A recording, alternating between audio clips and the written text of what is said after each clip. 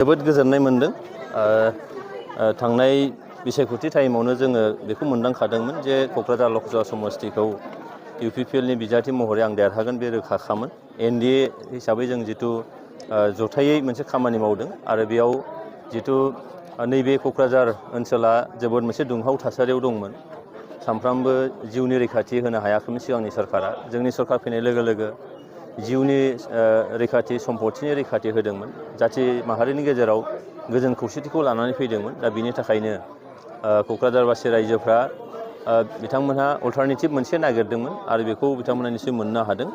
दा बेखायनो आं नोंथांमोननि मिडियानि गेजेरजों साफ्रोमबो क'क्राझार लकसभा बियाबनि साफ्रोमबो मानगोनां भटार्स बिथांमोनखौ आङो गोसो गोरबोनि साबायखर जासिदों। जायफोर दोलो आफाद एबा संगठनफ्रा थांनाय बिसायख'थियाव मदद खालामबाय बिथांमोनखौ आङो आंनि गोसो गोरबोनिफ्राय साबायखर होदों। जायफ्रा जोंनि UPPL दोलोनि बिबानगिरि मावगिरि मददगिरिफोर दङ, सानसुमैफोर दङ आरो AGP BJPनि बिथांमोन दैदेनगिरिफोर दङ, बिथांमोननिसिमबो आंनि गोसो गोरबोनि साबायखर जासिदों दिनैनि नैबे थासारिखौ लाबोनानै होफैनायाव मदद खालामनायनि थाखाय। गोबां खामानि मावनांगौ दङ आरो बेनिखायनो देरहाखांनायनि उनाव समस्तिखौ मोजाङै दाफामफिननांगौनि हारि माहारिनि गेजेराव मोजां मोनसे सोमोन्दो लाखिनानै नैबे ओनसोलखौ जौगासार होनांगौनि खामानि मावनो निस्सय दङ। बेनिखायनो बे बाथ्राखौ नोंथांमोननि मिडियानि गेजेरजों आं फोरमायथिबाय।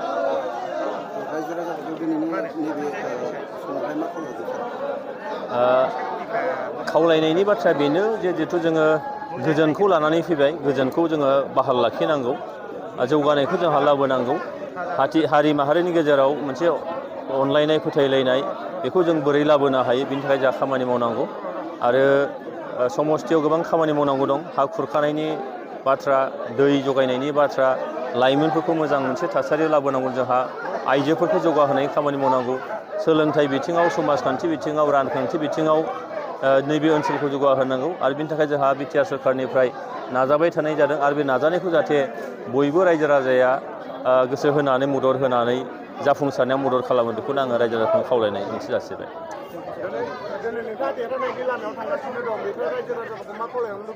अलरेडि आं खावलायखाबायानो जे जोङो जिथु नैबे ओनसोलाव गोजोन थासारिखौ लानानै बे ओनसोलाव गोजोना जाहाथे पारमानेन्ट जायो, अराय समनि थाखाय जायो, फोथायलायनाया फैयो, बेनि थाखाय जोंहा खामानि मावनांगौ दङ। बेनिखायनो नैबे क'क्राझार लकसभा समस्तिखौ मोजाङै दाफामफिननांगौ दं जोंहा। बे ओनसोलनि रायजो राजाफोरनि गेजेराव जोंनि फोथायलायनाय सहायलायनाय बेखौ जोंहा लाबोफिननांगौ दङ। दिनै सरकारा मावबाय थादों, जोंनि UPPL सोरखारा, प्रमद बर' दैदेननाय सोरखारा, आरो बेयाव रायजो राजाफोरखौ आं खावलायबावदों जाहाथे थाबैनो मोनसे थांनाय 10 बोसोरनि जिफोर खहाफोर जोंहा जाबाय बे खहाफोरखौ जोंहा दिनै दाफामफिननायनि, मोजाङै लुखांफिननायनि मोनसे सम फैदों।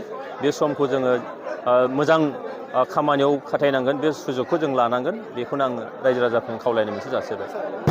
आं बे खोथाखौ अलरेडि बुंखांखाबायानो जे गोजोन थासारिखौ जोंहा गोजोर खालामनांगौ, हारि माहारिनि गेजेराव फोथायलायनायखौ जोंहा लाबोफिननांगौ। मानोना सिगांनि सरकारनि समाव थांनाय 10 बोसोराव जोङो जेफोरखौ खहा जोङो नुबाय बेखौ जोंहा लुखांफिननांगौ, दाफामफिननांगौ दङ। बेनिफ्राय जोंनि नैबे क'क्राझार लकसभा समस्तिनि सिङा बा समस्तिया भुटान हादोरनि गाहायाव दङ, आफाङाव। बेनिखायनो दै खुरखानाया बिराद गिदिर मोनसे जेंना जोंनियाव।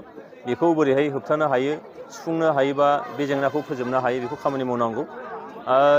सा ओनसोलाव दै लोंनायनि बिराद मोनसे समस्या दङ दिनैबो।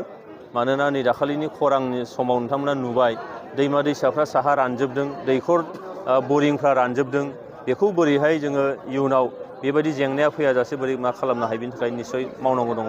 सोलोंथाइखौ जोंहा मोजाङै दाफामफिननांगौ, लुखांफिननांगौ दङ। गोबां जोंनो गोजौ सोलोंथाइनि फसंथानफोर नांगौ। जोंनि प्राइमारिनिफ्राय लानानै मिडिल स्कुल बा हाइ स्कुल जोंनो गोबां बेबायदि नांबावगौ जानानै दङ। बेखायनो बे बाथ्राखौ जोंहा नोजोराव होनानै जा खामानि मावलांनांगौ दं, आं बेनि थाखाय MP महरै बे जेंनाफोरखौ नोजोराव लाखिनानै इयुनाव खामानि मावलांगोन आरो बेयाव रायजो राजाफोरनि मोनसे मदद आरो हेफाजाबखौ आं लुबैबाय।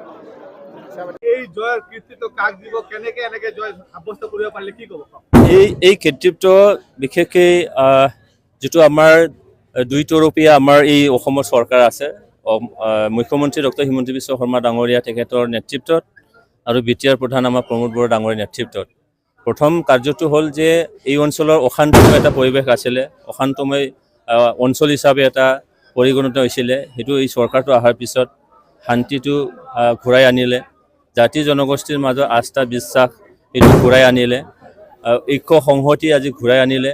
তাৰ বাবে আমাৰ তেখেতসকলক মই ধন্যবাদ জ্ঞাপন কৰিছোঁ। আৰু আমাৰ দলীয় নেতাকৰ্মী UPPL, AGP, BJP তথা আমাৰ শুভাকাংক্ষী ৰাইজ আৰু ইয়াৰ মাজত ভোটাৰ ৰাইজসকলকো মই ধন্যবাদ জ্ঞাপন কৰিছোঁ, কিয়নো অসম চৰকাৰ আৰু আমাৰ বিটিআৰ চৰকাৰে যিখিনি আঁচনিবোৰ যুগুত কৰিছিলে, যিখিনি আঁচনিবোৰ ৰূপায়ণ কৰিছিলে, তাৰ কাৰণে আজি ৰাইজ সন্তুষ্ট হৈছে।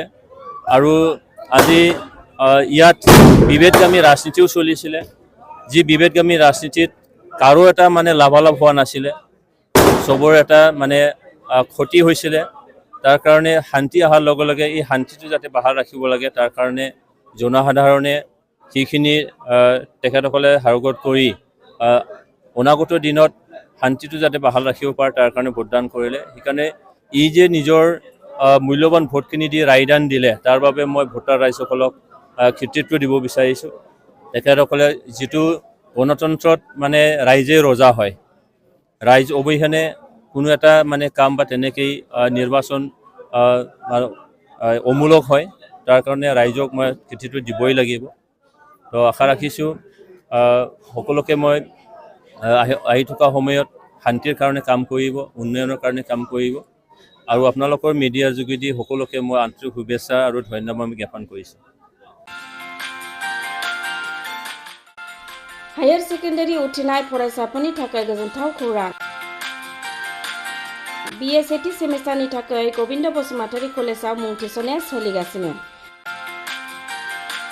गिबि मुं थिसननाय 100 फरायसाफोरनि थाखाय स्पेशल अफार आरो गुबुन गुबुन रोखोमनि बेसेन नाङै क्लासनि खाबु होनानै मुं थिसननायनि हाबाफारिया गोविन्द बसुमतारी कलेजाव सोलिगासिनो। फरायसाफ्रा गावनि गोसो बायदि साबजेक्टफोरखौ सायख'नानै लानो हागोन। लोगोसे basic computer class, self defence, spoken English class बायदि खाबुफोरखौ फरायसाफ्रा बेसेन नाङाजासे लानो हागोन।